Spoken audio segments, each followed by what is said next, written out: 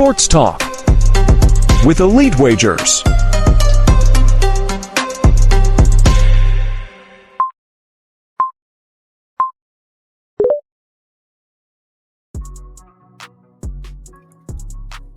Yo, what's happening, everyone? Welcome back to another episode of Sports Talk with Elite Wagers. We're 3 weeks deep into my new podcast now, and we've had 2 solid weeks so far. Looking to go back to back on a positive week again. Another decent week last week in terms of bets that we won and lost. We only took a small amount of profit last week, but I believe the reads were definitely on the right path. Especially for the most part anyway. The reason we didn't actually take more profit this week was down to Tank Davis losing the bet. Obviously, you got the draw. We had the over 4.5 rounds and Tank to win inside the distance. That was a 3-unit bet. I still believe it was the right read. He just couldn't get it done. Nance also couldn't bag a goal after having a huge amount of success in scoring goals, and obviously Real Madrid as well couldn't continue their streak, their no-loss streak in La Liga, as they lost to Real Betis as well. But overall, we went 5-3-1 for plus 0.15 units. Obviously, I added two more bets on Twitter as well, so make sure you follow me on Twitter to get those extra plays that I posted throughout the week as well. So yeah, 5-3-1, good record. Bit disappointing that the 3-unit bet lost, otherwise we would have been up quite big last week. Fantasy was a huge success as well this last week's episode. Both of my captain suggestions hit 10 plus points. So we had Isak, he had 10.6 points, and then Pedro as well in the same game had 6.4 points. Bruno was my captain for the Man United game, he had 13.2 points. Muniz as well had 5 points. I also mentioned Cunha as well, he had 7.4. Munoz as well for Crystal Palace had 8.9 points. So we had a lot of points throughout the week. A few didn't start, so they weren't included. But yeah, good week to start the FanTeam era on my fantasy contest as well. Obviously, going to have a huge episode this week in terms of fantasy. We've got an absolutely massive show. Starting off again with some football bets like normal, and then we're going to go straight into some fantasy football contests. We've got the EPL Monster Contest for this weekend, and then we've also got a huge Formula Fantasy for this week as well. I'm going to break down the whole Formula Fantasy Contest over on FanTeam.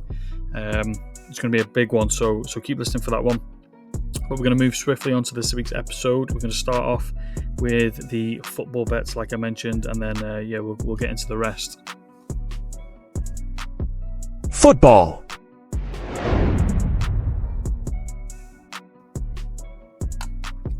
Okay, we're going to start off in the Premier League. It's going to be a Saturday kickoff, and it's going to be a 3 o'clock kickoff if you're in the UK. So it's midday, virtually midday kickoff in the Premier League on a Saturday. It's going to be between Palace and Ipswich. So Palace actually sit comfortably in the middle of the table right now. They look to be very, very safe from relegation. They could still actually make a top 10 push as well. And obviously, if all things go well as well, they could potentially push for a European spot as well, which looks a bit out of reach, but it is still in the back of their minds. On the other side, Ipswich, they're looking likely to go back down to the Championship. They're sitting third from bottom in the relegation zone. Ipswich have been, terrible. That's putting it nicely. They've been known to allow a ton of goals. They've conceded 57 goals in 27 Premier League games this year. They've scored just 26. 8 of the last 10 games have seen 3 or more goals. Ipswich have allowed multiple goals in 7. So they've allowed their opponents to score 2 or more in 7 of the last 10 games, which is huge. Palace, they haven't really lit the league up with goals, but they do average over 1 goal for and against per game. Recently, they've actually been scoring multiple goals as well. So in the last 4 games, they've scored 10 goals. During the last 10 games, they've scored 2 or more in 7. So both teams Palace have scored 2 or more in 7. Ipswich have conceded 2 or more in 7 of the last 10. So although there hasn't been many games for Palace having over 3 goals, they've done their part in these games by scoring a couple. 2 goals in these games is virtually almost a good recipe for the over 2.5. It has to be said they've been defensively sound. They've not allowed too many teams to score, but I believe this is a game where they let their guard down a little bit. Teams sort of tend to play a little bit sloppy against the lower class team. I don't know why. It happens all the time. You look at Man United, how terrible they've been this year, playing those lower teams really badly, but playing the top teams a little bit closer. So they've conceded in 3 of the last 4 games. And Ipswich themselves have actually found a little bit of scoring success. They've managed to score 7 in 7 straight games. 6 of those games which had 3 or more goals. Palace, they've also failed to keep a clean sheet in 9 straight home games in the Premier League. Ipswich have scored in 8 of the last 10 away games as well. So I'm going to be backing the goals in the opening game of the weekend and the opening bet of my card this weekend. So we're going to go with 1 unit on Palace and Ipswich over 2.5. That's going to be minus 125. And we're going to stay in the Premier League as well. We're going to go to the Everton and Wolves game. So Everton and Wolves, they're 2 teams just above the relegation zone. Wolves are the closer of the 2. They're 5 points clear from the drop. Wolves will be without a number of top players in their team, including Cunha, who's their top scorer, and their top goal contributor as well, which is he's suspended, so that's going to be a huge loss. Goals for Wolves in this game could be a problem. Scoring goals isn't their strongest attribute anyway. They've scored 37 in 27 games, and they've actually only scored 9 in the last 10 games. What makes this game even harder for Wolves is the fact that the Everton defence has been really, really good this year. They allow the 7th least goals per game, conceding only 34. Wolves have struggled to put wins together. They've won just 4 of the last 10 games, where on the other side, Everton are enjoying a little bit of nice form. They've lost just 2 in the last 10 games, with both losses coming against Bournemouth and Villa, who are both ranked considerably higher than Wolves this year. Wolves have struggled at home. They've won just 3 games in the last 10, and Everton have only lost 3 of the last 10 in away games. All signs point to a team who are finding some nicer form. Everton draw no bet is my best bet for this game, so 1 unit on Everton draw no bet and minus 110. Okay, we're going to stick with it. We're actually going to fly to Germany, so we're going to go to the Frankfurt and Union Berlin game. I actually backed Bayer Leverkusen last week against Frankfurt on last week's show. It was actually a success. Frankfurt lost 4-1, but this week I'm going to back Frankfurt to win. Frankfurt have been extremely good this year. They've only really lost to teams within the top 5 of the Bundesliga. So while playing teams ranked lower than the top 5, they tend to handle business fairly well. If Frankfurt want to stay ahead of the chasing pack, these are the type of games that they will need to win. Union Berlin, they're 5th from bottom in a relegation battle. They've struggled to score goals this year, scoring just 20 in 24 games, which isn't good. It's not a good thing considering Frankfurt have scored the 3rd most goals in the league. Union Berlin have lost 3 straight games by a combined 9-1 score. They've only won 2 of the last 10 games as well. One of those was against another relegation team in Hoffenheim. I mentioned last week Frankfurt at home have been really, really solid. They've lost just 3 of the last 20 games at home. They've got 5 draws, 12 wins, and again 2 losses against Bayer Leverkusen, who are 2nd. The other was against Mainz, who are 5th. So again, reiterating the fact that they tend to handle business against teams from the 5th position and lower. Union Berlin, they struggle away from home. They've lost 8 out of the last 10. I don't expect this game to be any easier. In fact, I actually expect a comfortable home win for Frankfurt. So I think this was nice and simple. We're going to go 1 unit Frankfurt money line at odds of minus 125. And then from Germany, we're going to go to Italy. So we're going to go to the Roma and Empoli game. Relegation-bound Empoli, they host 8th placed Roma. So Roma, they've been struggling a little bit this year. They shouldn't really be that 8th placed team. But, all things considered, this is a bit of a mismatch on paper. Empoli are actually playing really, really, really badly right now. They've gone winless in 14 straight games. Their most recent 2 draws have been their best string of results since the beginning of December. And honestly, they have kept things remotely close with the last 6 losses being by 2 or more goals. So, defensively they're not playing very well. Offensively they're not scoring. They've scored 23 goals and conceded 44 in 24 games this year. It's easy to see why they are looking likely to make the drop. Roma, they started the season on a poor run, but have since turned it around and now contending for a European spot again this year. Roma have scored 42 goals and conceded 30, but their recent form tells a little bit of a better tale. So Roma are actually unbeaten in 7 straight games with 5 straight wins. They also lost three times in the last 20 games, but their most recent meeting was a 2-1 win for Empoli. But that was in Roma's bad run of form. I think it was the second game of the season as well.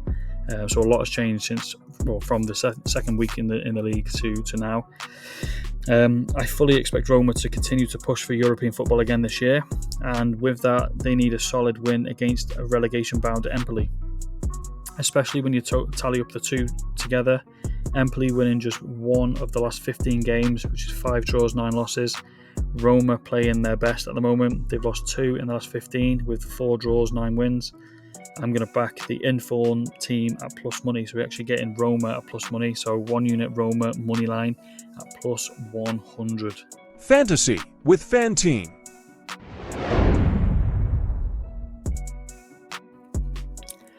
Okay, so here it is, the big part of the show, my favourite part of this week's show. It's going to be a huge one. There's a lot of information and knowledge to be gained, so make sure you're there listening.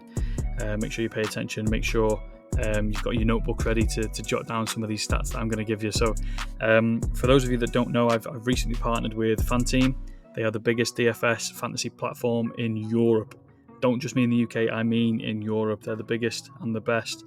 They've got all sorts of contests, hundreds of contests weekly, including football. They've just got Formula Fantasy. They've got NBA, they've got NHL, they've got absolutely all sorts. So you need to make sure you sign up to FanTeam, and they've given me an exclusive sign-up code. A sign-up link, and that will be in the episode description. And with that link, if you bet £10, you get £25 free, and up until the 15th of March you get an extra £10 free entry into Formula Fantasy this week.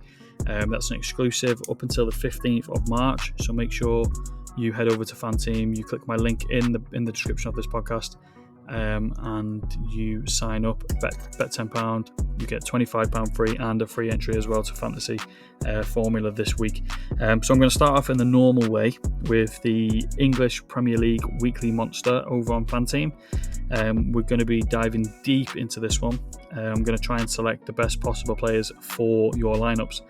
As always, I'll be sharing a captain option, a value option, and as mentioned at the start of the show, I kind of killed last week's FA Cup contest, which I'm going to try and continue this weekend as well. So everyone I mentioned from here on out will feature in a team or 2 of mine across this weekend. So I'm not just throwing out names. I'm actually putting these in my team as well.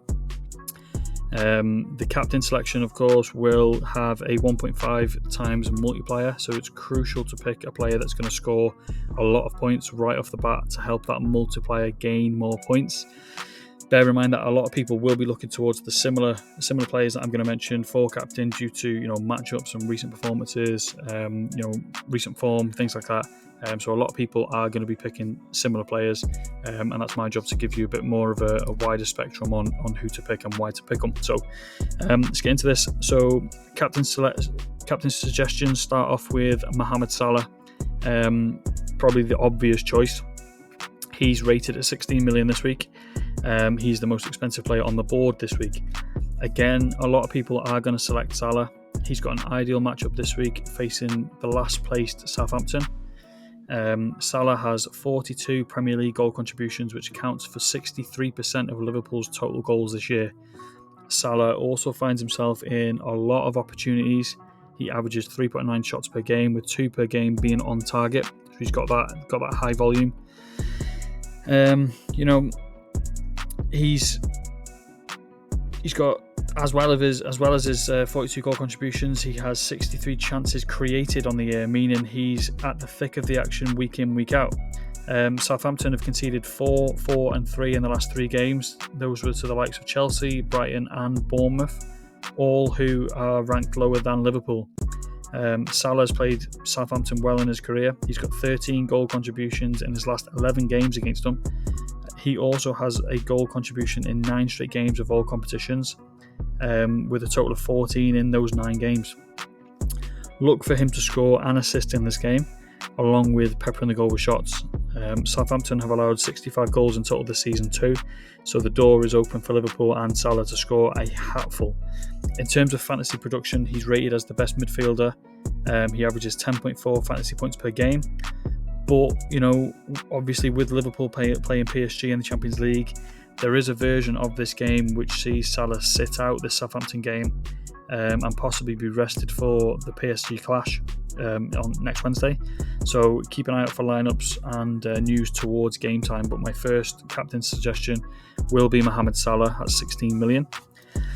My second captain suggestion is probably going to be the second most likely player off the board, and that's going to be Isak, and he's rated at 12.1 million. So he's another solid option for captain this week. Isak is third in the top scorer table, but he has more contributions than second place Haaland. He's got 19 goals and 5 assists. Isak has just shy of 50% of all Newcastle's goal contributions this season. His form has dipped slightly since coming back from injury, and he did leave the cup tie last week against Brighton early as a safety precaution, but he is good to go. He has a tough game against West Ham, and that means Newcastle, they should feed Isak as much as possible. He's their best option to score, and even more so now with Gordon out through suspension. West Ham has conceded 47 goals in 27 games. They've also conceded multiple goals in 5 straight games as well. Isak has played West Ham 4 times. He has 6 contributions in those 4 games.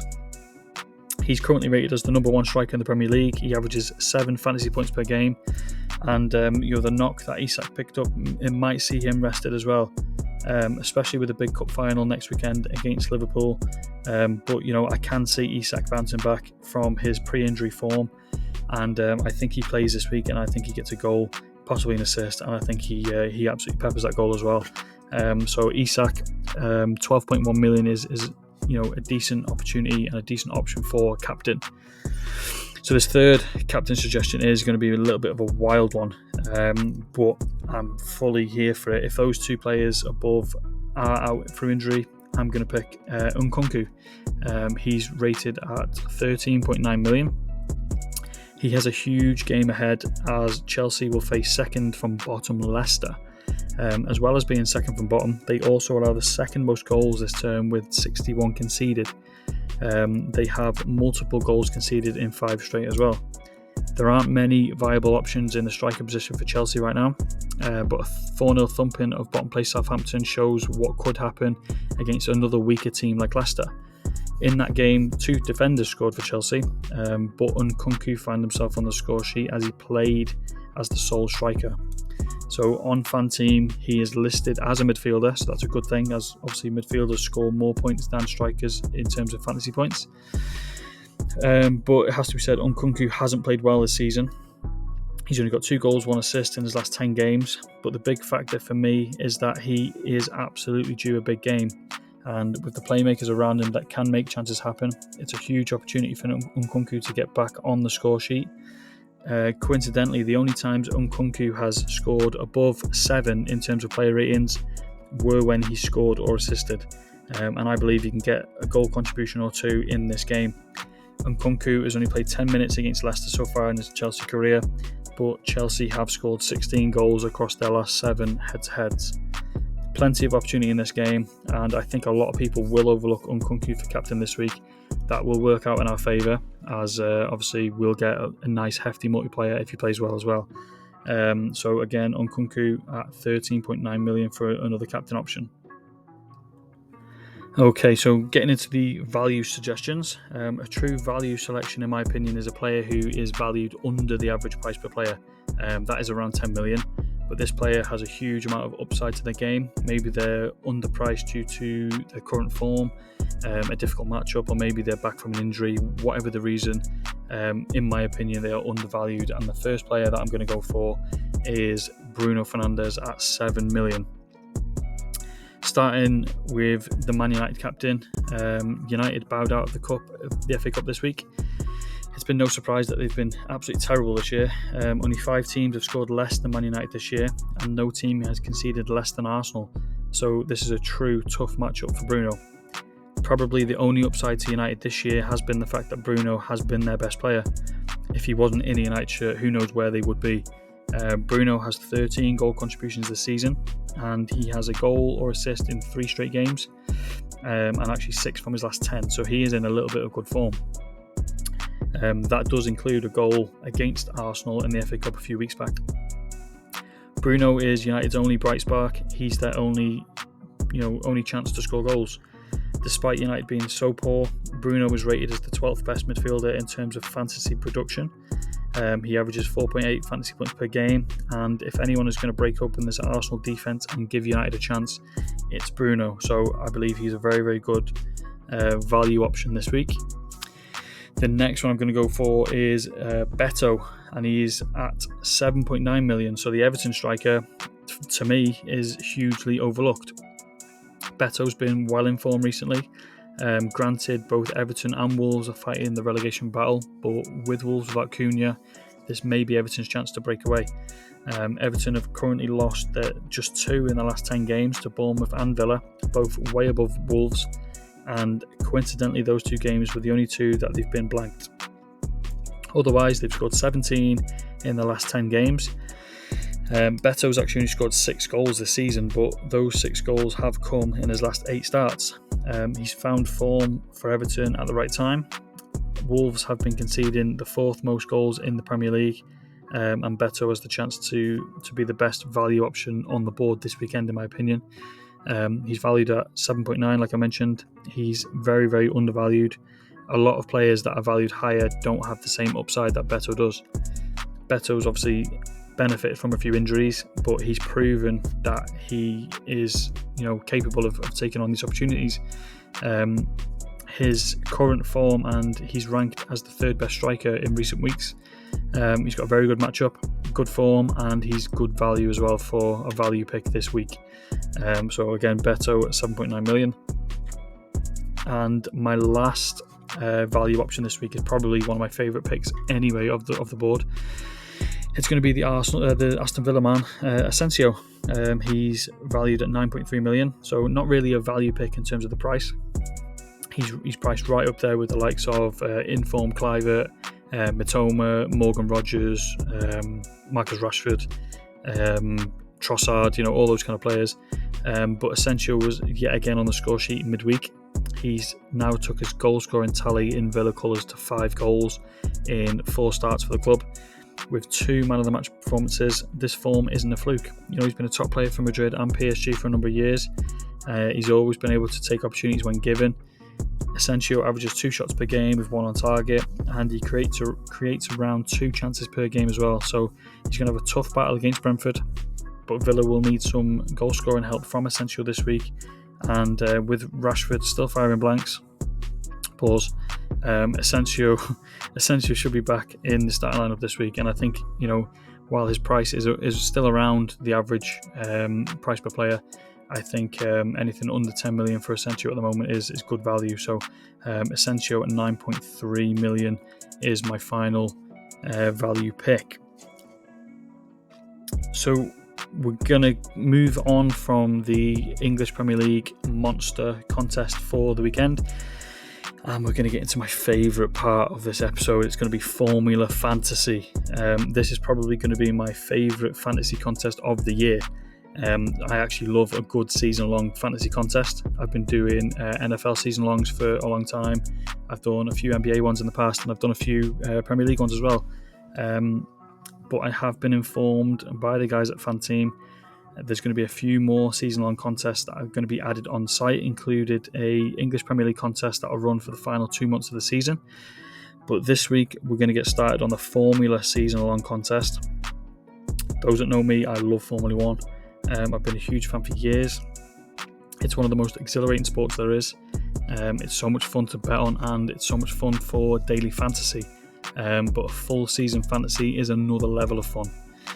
So for this contest, we get to pick 5 drivers and 1 constructor. You get 100 million.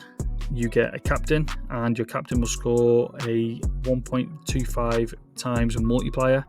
And your cheapest driver as well will be your underdog, which will also score a 1.25 multiplier.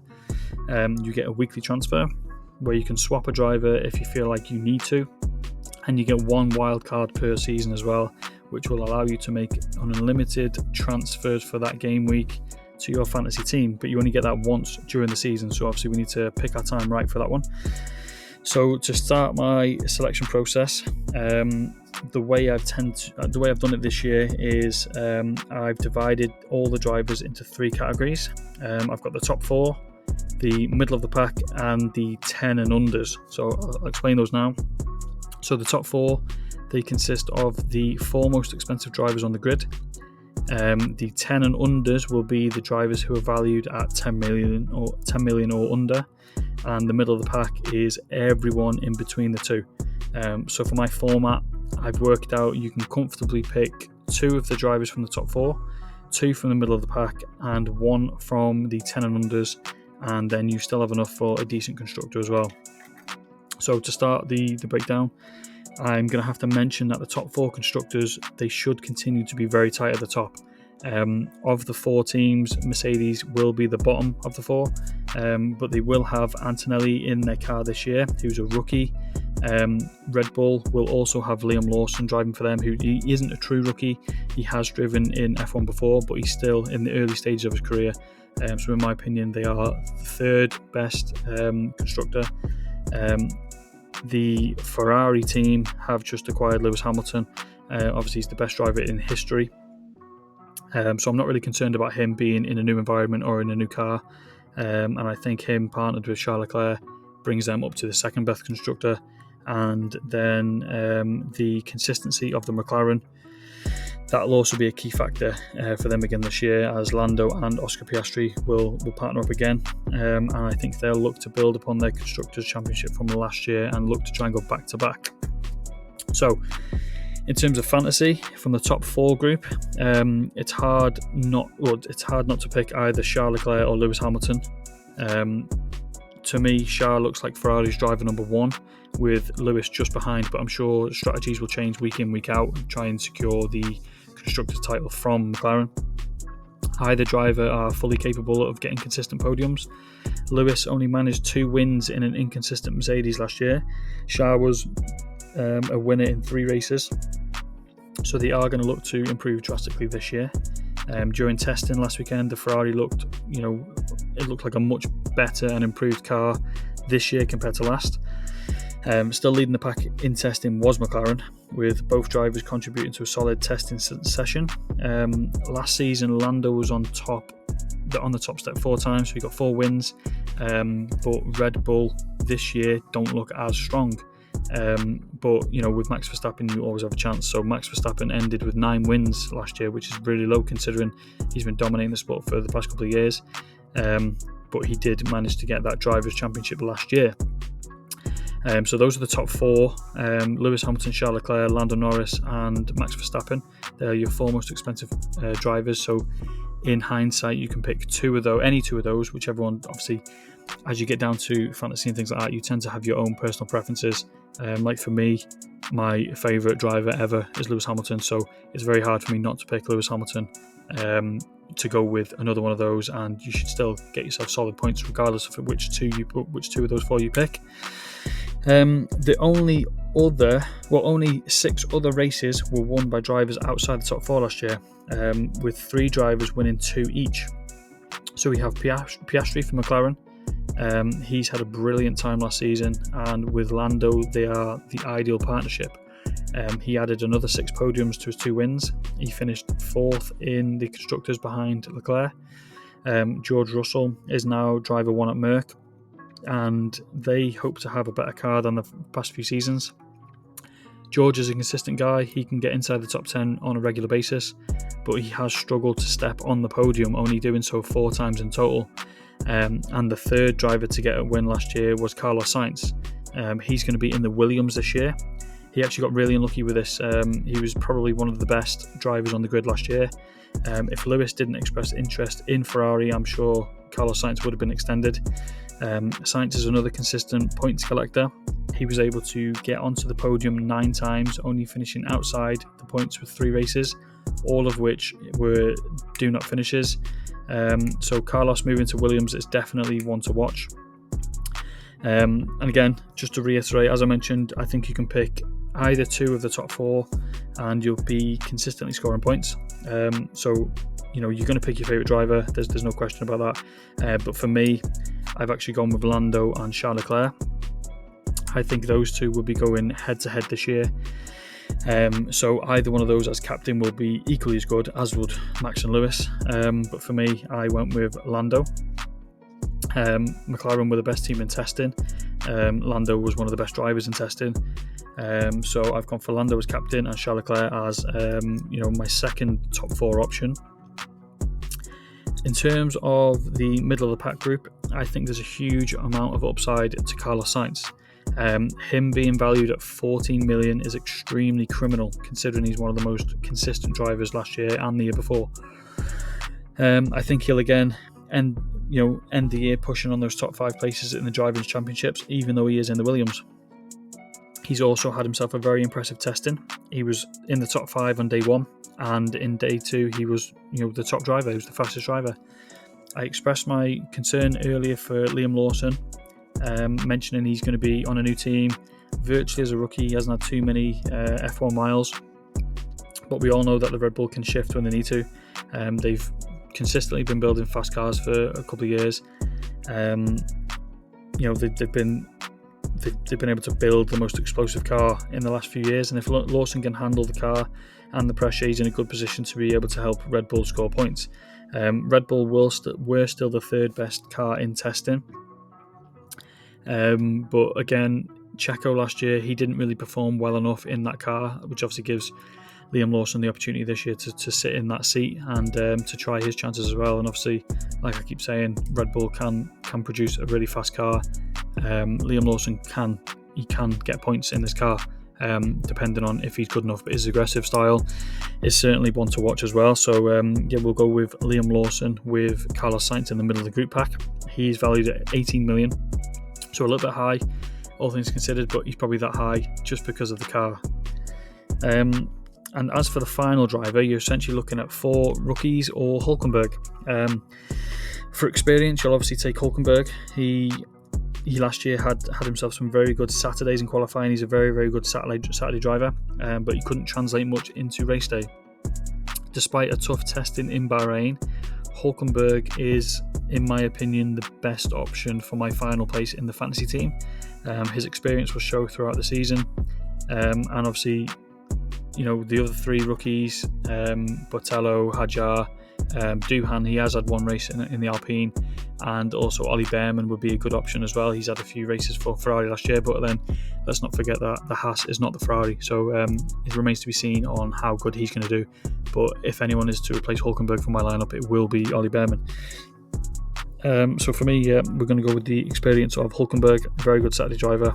If he can get this Kick Sauber to drive fast on a Saturday, he puts himself in a good position on Sunday. And finally, that leaves us with a constructor. If you've built your lineup right, you should be able to pick any of the constructors on the board. So again, I think McLaren and Ferrari go head to head. McLaren lead Ferrari and the rest of the grid in testing. But Ferrari looked much improved, and with Lewis now finally happy and confident in the car, I think Ferrari just snagged the top spot. I do have an honourable mention to Williams. I think they've had a really good testing. They've partnered Albon with Carlos Sainz, and that could be one of the top driver duos on the grid. I do believe there is a world where we see Williams place higher than Mercedes. I don't know if that happens this year or next, but I think that's coming. So yeah, we're going to go with Lando Norris as captain, Charles Leclerc as my second top 4 driver, Carlos Sainz, Liam Lawson, Hulkenberg, and then we're going to go for Ferrari, and that should leave you with no money left over. That should be your full funds. But like I said, if you select your grid correctly, you will be able to pick any of the constructors. You'll be able to pick any of the top 2 drivers, any of the middle of the pack. You could even sneak in sort of Max, Lando, and Oscar Piastri if you work it right. But for me, that's who I've gone with. So Formula Fantasy starts next week. It starts next Friday, so you've got one whole week to lock in your lineups. Hopefully my suggestions and my insights will help you pick your teams. I'll keep tabs on this every week, sharing my thoughts on the race week prior. If we need to make any transfers, etc., I'll go through the best options for transfers. So I'll be keeping an eye on these weekly, but don't forget to head over to FanTeam, lock in your lineups before it's too late, and don't forget to click my link in the episode description. Use my exclusive sign-up offer, bet £10, get £25 free, and if you follow those simple steps, you'll also get an extra £10 free entry into the Formula Fantasy contest as well. So essentially, you could deposit your £10, enter one lineup into Formula Fantasy, and then you'll get another free entry as well. So you can do 2 lineups. That basically takes the offer from bet £10 to get £35 free. So remember, that only offers till the offer runs until the 15th of March. So you need to get moving. It's huge value, a huge amount of fun, but remember to always gamble responsibly, and you have to be 18 and over to sign up. Formula One.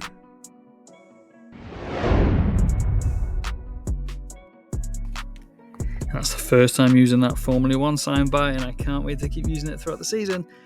So I'm going to drop in some Formula One future bets before the season starts. The season obviously starts next Friday, so I'll have weekly bets on Formula One anyway.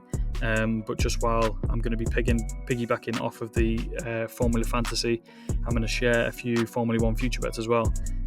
These will be fully tracked, and again, I'll keep tabs on these throughout the season as well. I'll mark off if we get a win, or whatever the bet may be.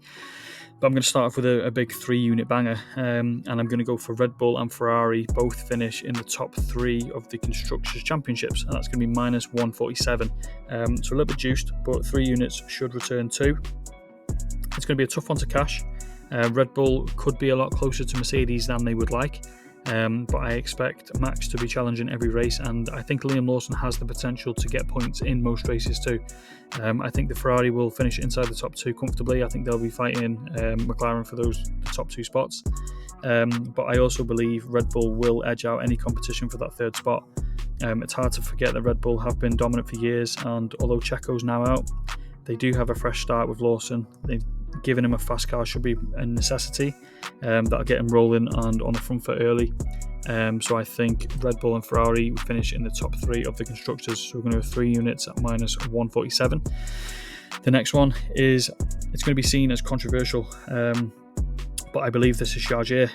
He's had some good races last season. He finished in the points in all but 3 races. He had 13 podiums in total. I think he'll have the pace to improve on this year, and I think this season is where we see some regression from Max, who already has had a few struggles in testing. I think Charles Leclerc can improve on his 3 race wins last year, and again, like I said, Liam Lawson, he won't be at the top of the group. He will be sort of fighting the mid-pack, fighting for points, not podiums. So Max doesn't have his secondary guy to help him with those wins. So I'm going to 1 unit on Charles Leclerc to finish higher than Max Verstappen at plus 125. The next one is going to be where should we go? We'll go to Carlos Sainz. This one's going to be a 0.25 unit play, so it's a low stake, but it's a very, very long shot bet. It's going to be Carlos Sainz to score points in every race. It's a huge long shot, and it's probably very unlikely to hit, but the potential is definitely there. So like I said, Sainz is a consistent point scoring driver. He finished outside the points in only 3 races where he did not finish.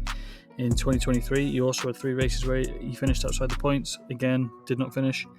So the consistency from the driver is there. He is, though, in a new car. It remains to be seen how the car will fare in the new Formula 1 season. For context, Albon struggled last year. He had 7 did not finishes, only 4 point scoring races. But I think Sainz is a different kind of driver. I think he'll turn it around for Williams. It's going to be a major sweat, but I'm here for it. And we're going to double down on Carlos Sainz as well. Well, Carlos Sainz and Williams. We're going to go another unit on Williams to have a podium. That's going to be at plus 125. Basically, a piggyback from the last one. Williams have had only 1 podium since 2021. That was when George Russell was their driver. They've struggled to consistently score points. They finished second bottom last season in the Constructors. But the new addition of Carlos Sainz, who is a serial point scorer, can help boost their points total. Sainz has been used to being in the top 3. He achieved this 9 times last season. Being at Williams is a step back from Ferrari, but I'm sure a podium will be his main focus to prove he's still a top driver, no matter what car he is given to drive. The next future bet I'm going to go for is McLaren to win 10 races, and that's going to be at plus 100. McLaren won 6 races last year, and although it's going to be tough to reach 10, they've shown huge strides towards this feat towards the end of last season and during testing in Bahrain last weekend. They're the fastest car out there. The pair of Lando and Oscar, they have what it takes to win races. This may seem a little contradictory considering I lean towards Ferrari beating McLaren to the Constructors this year, but it's hard to ignore that Lando and Oscar have a huge threat and huge talent. McLaren have to push to win races this year. It's hard to rule out Max having another good year as well, but he won 9 races last year, and I expect a little bit more aggression as he's basically fighting at the front of the grid on his own. And then piggybacking off that one again, I'm going to go with Lando to have points in every race at plus 300 as well. Lando finished in the points in all but 1 race last year. He finished dead last in that race after puncture in that race. He's been the most consistent on the grid in the last few years. He's expected to step it up again this year. His car looks good, he looks good, and I think this bet looks good. Obviously there's a risk factor of a do not finish due to unforeseen circumstances like a crash or a car issue, or even another puncture, but they need things to be perfect this year to win drivers and constructors, and I think that starts with trying to get Lando in the points in every race. So there's a few F1 future bets for the upcoming season that obviously starts again next Friday. Next week's episode will have some more future bets in it as well, but this is going to be in the MLB. I'm going to be on the mound for the upcoming MLB season. I absolutely cannot wait for that. I'm working on futures in there. I've got a ton of them, so we'll get onto there next week, but for now we're going to get back to my normal weekly betting slate. UFC and boxing.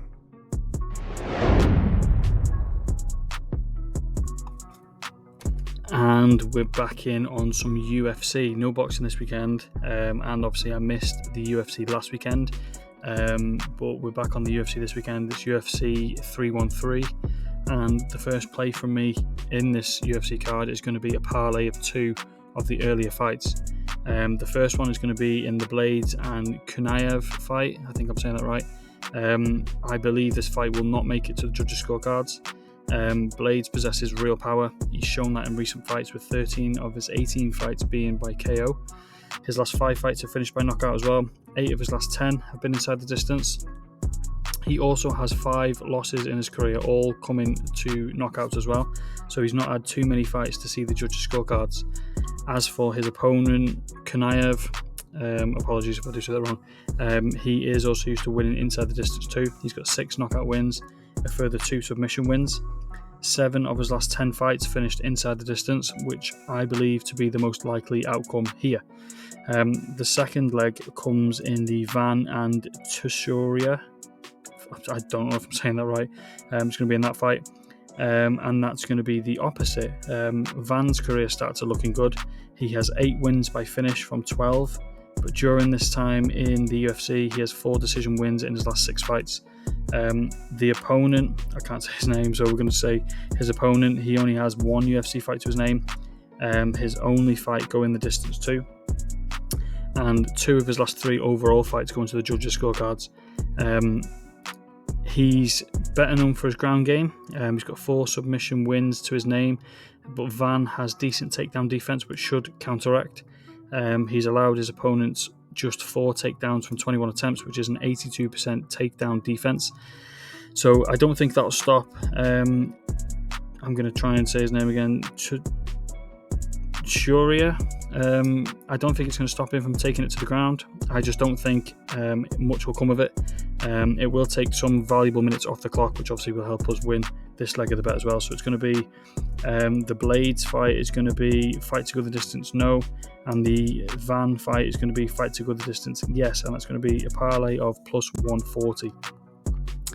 The second fight is going to be Lemos against Lucindo. The 37-year-old number 5 ranked Lemos will take on 23-year-old number 7 ranked Lucindo. Lemos is in a rough patch of form. She's lost her last fight and 3 from her last 6 fights. But Lucindo is enjoying a good spell of form, winning 4 straight, and she's won 11 of the last 12 fights. On paper, both fighters are fairly equal in terms of striking stats and grappling stats, but I give Lucindo the edge slightly in Lucindo's defense in both striking and grappling. I believe the younger fighter will take the fight to Lemos, but Lemos will be a tough fighter. She is a tough fighter and can stand in there, doesn't get finished too often. So I believe Lucindo will go and get herself the decision win. So we're going to go 1 unit on Lucindo moneyline at minus 130, and then I'm going to throw another unit on Lucindo by decision at plus 125 as well. Next one, like I normally have a dog of the day. It's normally in football, but this one is going to be in the Gaethje and Fiziev fight. So dog of the day is going to be Justin Gaethje. He's a ballsy fighter, a former champion, a guy who likes to finish fights. He's got 21 stoppage wins, 20 being by knockout. Throughout his UFC career, he's fought some big names. He's beat Donald Cerrone, Tony Ferguson, Michael Chandler, Dustin Poirier. He's also beaten Fiziev as well. But he has also lost to some of those big names too. So he's lost to Khabib, he lost to Dustin Poirier, Charles Oliveira, Max Holloway, Eddie Alvarez. All of those were by stoppage. Justin can stand in there with the best of them. He lands an average of 6.7 significant strikes per minute. He has a 59% accuracy as well, and he has a striking defense of 52%. His grappling is his weakness. He doesn't attempt many takedowns, virtually none, but he does have a 75% takedown defense. Fiziev, on the other hand, is similar to Justin Gaethje. He has similar striking numbers and grappling numbers, but Justin just edges Fiziev in terms of his striking output. Gaethje heads into this fight in better form. He won 2 of his last 3 fights, whereas Fiziev has lost 2 in a row. One of those was to Justin Gaethje a few years back. I believe the underdog will be the winner of this contest, and my dog of the day is Justin Gaethje at moneyline. It's going to be at plus 130. And then we're down to the final fight of the UFC card.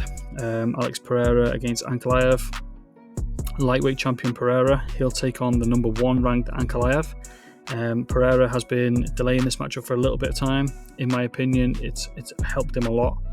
It's allowed him more time to work on his takedown defense and make him stronger in all areas. Pereira is significantly better in the striking department. He averages 5 significant strikes per minute, 63% striking accuracy, and he has a strike defense of 55%. He doesn't attempt many takedowns, but his takedown defense was around 70%. And obviously with this extra time, he should be a little bit more improved. As for Ankalaev, his striking isn't as productive as Pereira. He averages 3.6 significant strikes per minute with a 72% striking accuracy. Ankalaev also has a striking defense of 58%, which is fairly good, but that could be the distance in this fight.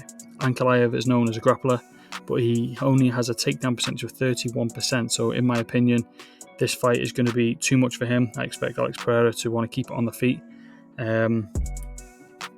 Pereira has won 12 fights in his career, 10 being by knockout. He also has 5 straight wins, 4 of those in a row by knockout, all of those being the 4 title defenses he's had. Ankalaev hasn't been as decisive in his wins. He He's gone to the scorecards in 6 of his last 8, but I don't think Ankalaev has enough to win this fight, and I think Pereira gets it done within 5 rounds. So I'm going to go 1 unit on Pereira moneyline at -115, and then 1 unit on Pereira by TKO/KO/DQ at +130 as well. Elite Wagers Weekend Parlay.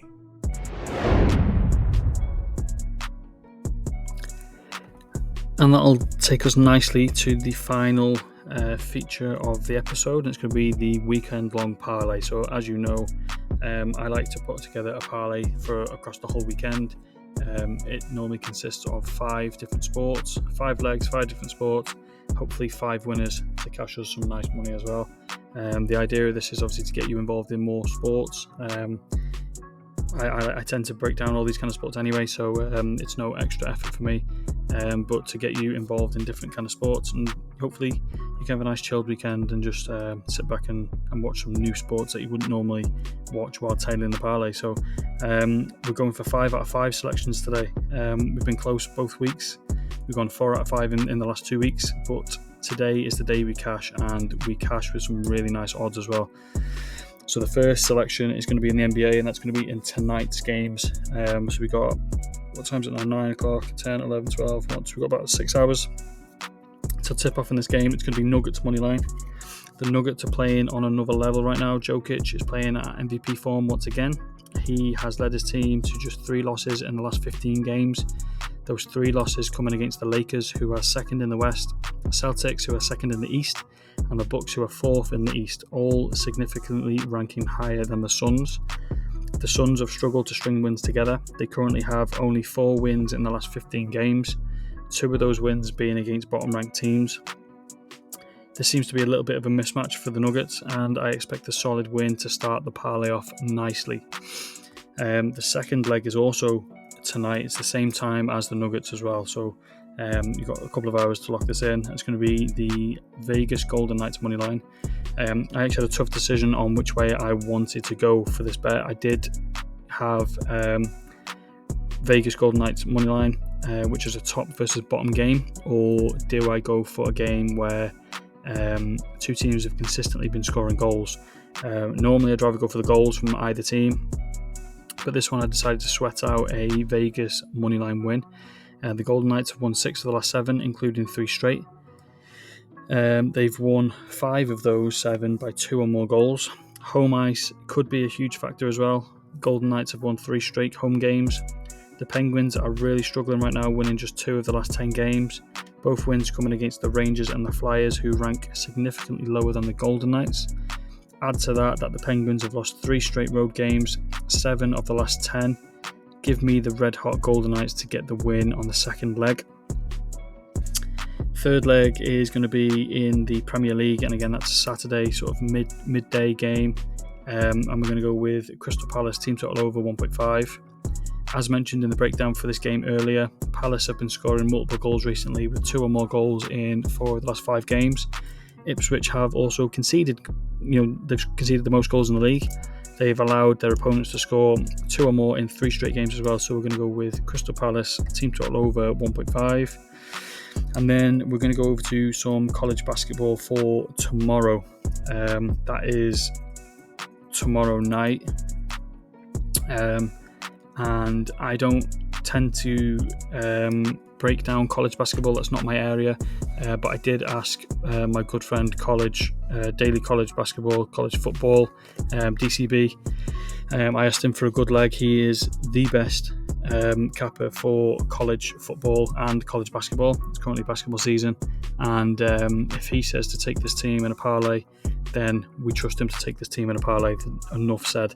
So that's going to be Missouri moneyline. They play Kentucky tomorrow.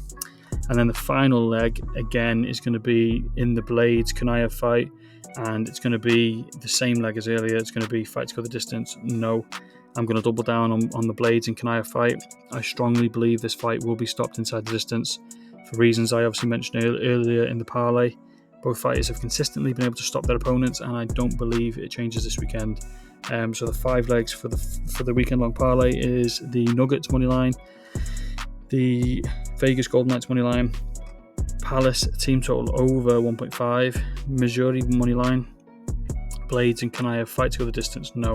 And that will actually give you, let's have a look, that'll give you some really nice odds, and it's going to be odds of plus 591. So we're getting some really nice odds this week, and we're obviously looking to go 5 from 5 and cash this bet as well. So we've got a really nice jam-packed slate. I'll just run down my betting selections again, starting with Palace and Ipswich over 2.5 at minus 125. We've got Everton draw no bet at minus 110, Frankfurt moneyline at minus 125, Roma moneyline at plus 100. We've obviously got all those huge fantasy selections from FanTeam, the EPL Monster game for this weekend, the Formula Fantasy as well, which I cannot wait to get started. All those above I mentioned earlier. For the UFC, we've got the parlay of Blades and Kanaya fight to go the distance, no, and then Van and Chisora fight to go the distance, yes, and that's at plus 140. We've got Lucindo moneyline at minus 130 and Lucindo by decision at plus 125. Justin Gaethje is dog of the day, moneyline at plus 130. And then we got Alex Pereira moneyline at minus 115, Pereira by knockout at plus 130, and then obviously we've got the weekend long parlay as well. So that's me all wrapped up for this one. Appreciate everyone for listening this long. It's been a nice and big one. Hopefully you all enjoyed all the breakdowns for the bets and for the fantasy. Again, I want to reiterate the fact of the value that you're going to get if you click my exclusive link from FanTeam in the description below. Bet £10, get £25 free and an extra free £10 entry into fantasy formula. So get that locked in before the 15th of March to gain that extra value. I'm going to sign off on this one. Good luck to everyone on their bets and everything this weekend. Let me know what you're tailing. Don't forget to follow all socials, like, subscribe, share, Twitter, Spotify, Apple Music, Amazon Music, YouTube, Substack, TikTok, everywhere and anywhere. You can click the link in the link tree. You can find me on all socials. So that's me done. We'll be back next weekend, and I'll catch you later.